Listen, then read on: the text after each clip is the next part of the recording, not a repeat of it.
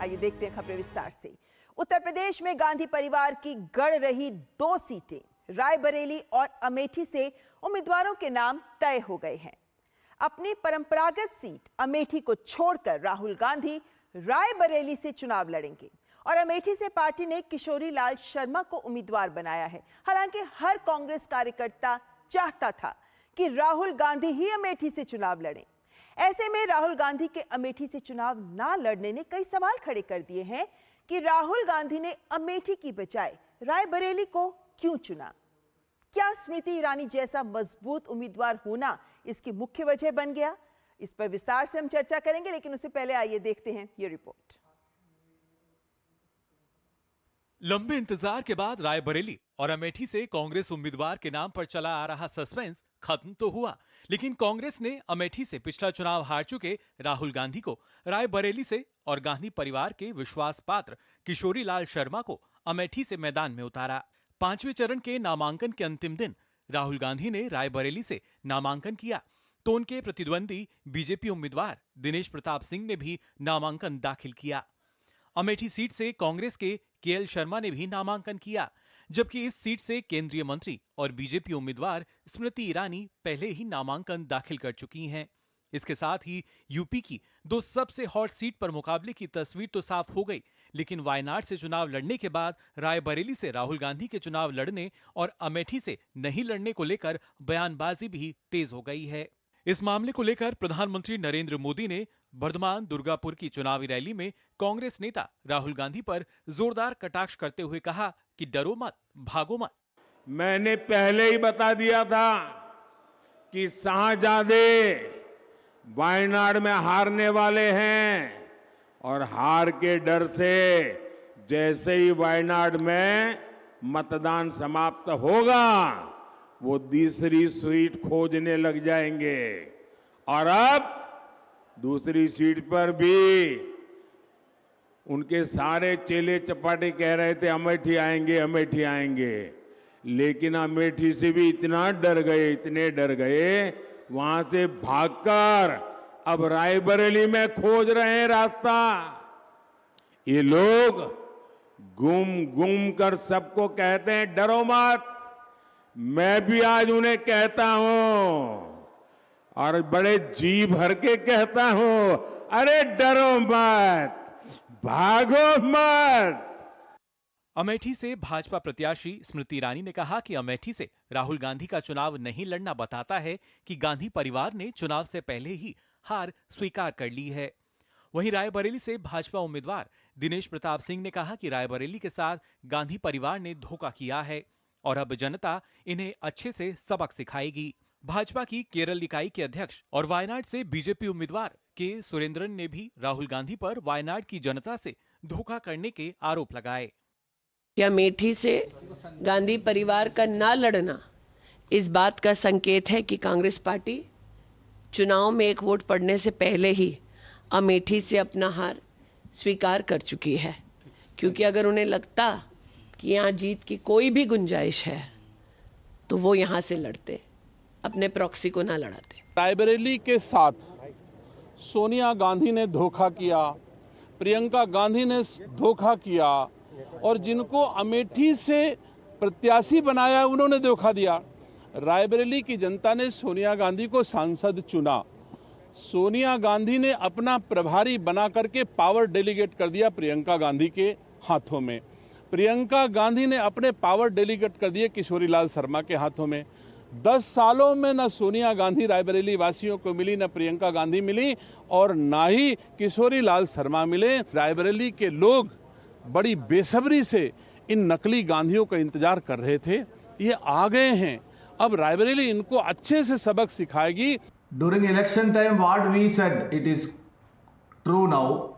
Our stand is vindicated. Rahul Gandhi betrayed Wayanad people. He said in Wayanad that Wayanad is my family and my second home is Wayanad. Now he selected Raebareli.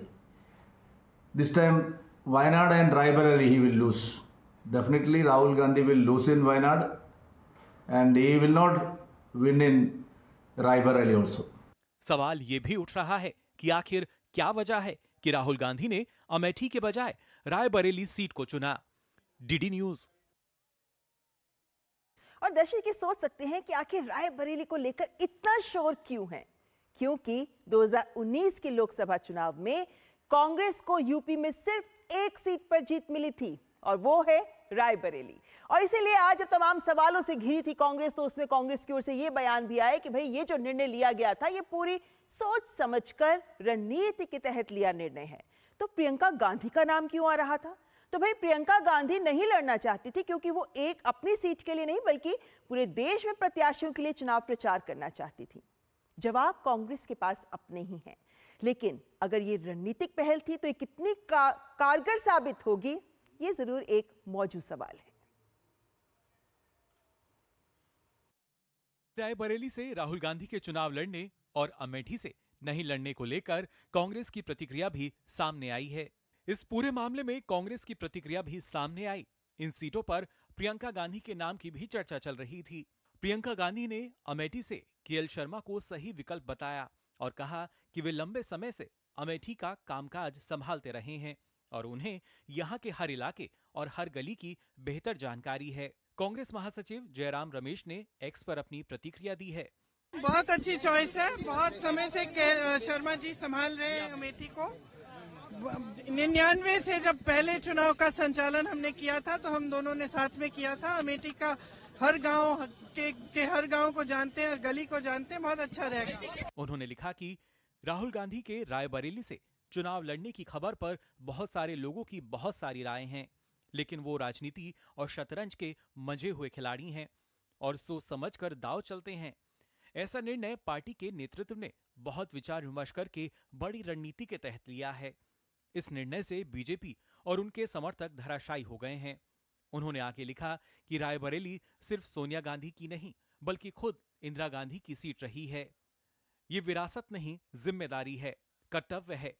रही बात गांधी परिवार के गढ़ की, तो अमेठी रायबरेली ही नहीं, उत्तर से दक्षिण तक पूरा देश गांधी परिवार का गढ़ है।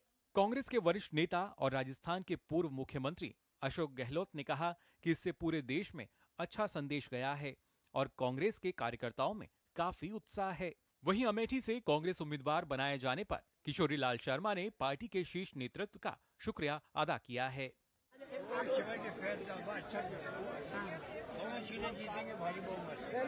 अभी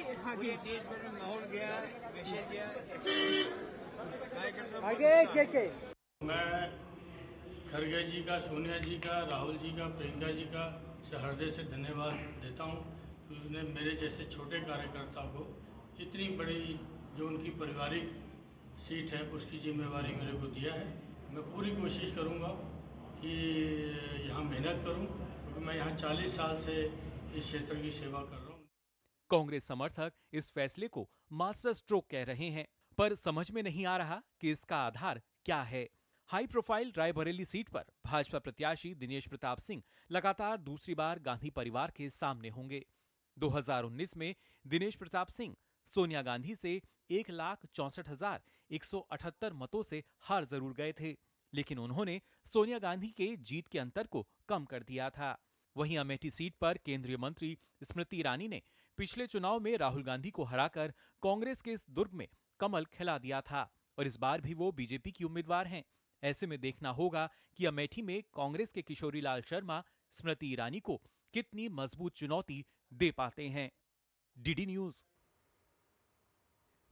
और पिछले कुछ लोकसभा चुनावों पर अगर नजर डालें तो एक तस्वीर साफ होती है कि अमेठी और रायबरेली इन दोनों लोकसभा क्षेत्रों में 5-5 विधानसभा क्षेत्र आते हैं।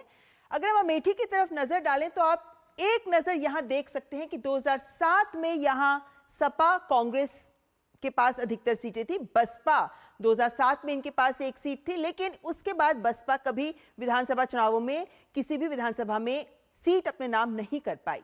लेकिन 2007 के बाद आप देखिए 2012 में पूरी तरह से अमेठी पूरी तरह से सपा और कांग्रेस के ही पास रहा। लेकिन 2014 में केंद्र में सरकार बदली और उसके बाद 2017 में आप देख सकते हैं जब राज्य में भी चुनाव हुए थे, लेकिन उस वक्त 2017 के जब लोकसभा चुनाव हुए थे उस वक्त की तस्वीर बदल चुकी थी और ये हमें परिदृश्य राज्य में भी नजर आया। विधानसभाओं में भाजपा ने इस क्षेत्र में अमेठी में आप देख सकते हैं कि 4 सीटें 2017 में अपने नाम कर ली थी, 2022 में ये 3 सीटें ही रह गई, सपा के पास 2 सीटें रही। ये अमेठी लोकसभा क्षेत्र के तहत आने वाले 5 विधानसभा सीटों की हम बात कर रहे हैं। इसी तरीके से रायबरेली पर भी आप नजर डालिए, 2012 में ये सपा और पीस पार्टी, जिसके पास सिर्फ उसी 2012 का ही चुनाव थे जिसमें 3 सीटें पूरे उत्तर प्रदेश में पीस पार्टी के पास आई थी, तब 1 सीट रायबरेली में भी उनके पास आई थी। 2017 की बात करें तो फिर देख सकते हैं कि भाजपा ने अपनी पैठ बनाई, 3 सीटें भाजपा के पास। 2022 में आप देखें तो 1 भाजपा के पास लेकिन 4 समाजवादी पार्टी के पास। इसका मतलब यह है कि समाजवादी पार्टी जमीन पर इनके कार्यकर्ता प्रभाव डालते हैं। और यही गौर करने वाली बात यह भी है कि रायबरेली और अमेठी वो क्षेत्र हैं, वो लोकसभा सीटें हैं जहां सपा ने कांग्रेस के खिलाफ पिछले इतने चुनावों में कोई प्रत्याशी खड़ा नहीं किया और ये सीट कांग्रेस के खाते में जाती रही।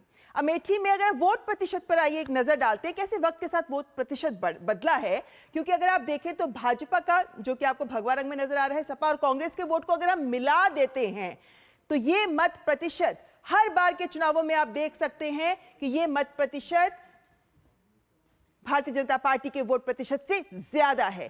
इसका मतलब है कि सपा और कांग्रेस, इस बार हम जानते हैं सपा और कांग्रेस हाथ मिला रहे हैं, विपक्षी गठबंधन के तहत ये लोग मिलकर चुनाव लड़ रहे हैं। और पिछले हर चुनाव में आप देखें तो ये तस्वीर स्पष्ट है कि अगर ये दोनों हाथ मिला लेते हैं तो इनका वोट प्रतिशत भाजपा से अधिक ही आता है। और इसीलिए सवाल खड़ा होता है कि फिर इस बार घबराहट क्यों। यह अमेठी की बात, रायबरेली की भी तस्वीर आपके सामने रखते हैं। रायबरेली में भी कमोबेश यही स्थिति है। आप देख सकते हैं कि सपा और कांग्रेस के वोट प्रतिशत को मिला दें तो 2012, 17 और 22 हर बार इनका वोट प्रतिशत मिलकर भाजपा से अधिक ही रहा है।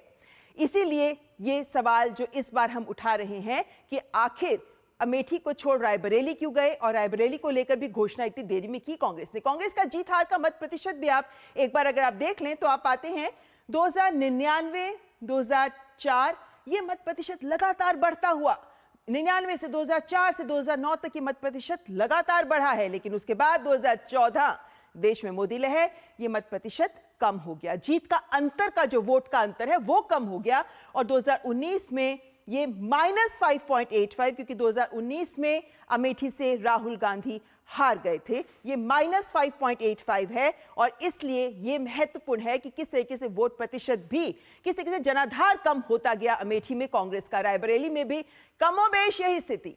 1999 के बाद देखिए वोट प्रतिशत बढ़ता हुआ, लेकिन 2014 और उसके बाद 2019 में ये वोट प्रतिशत जीत का अंतर लगातार कम होता हुआ। और यही कारण है, ये आंकड़ों की कहानी बहुत स्पष्ट है और इनके ऊपर आगे भी चर्चा करेंगे। लेकिन उससे पहले यहां रुकेंगे एक ब्रेक के लिए। आप देखते रहें न्यूज़ नाइट।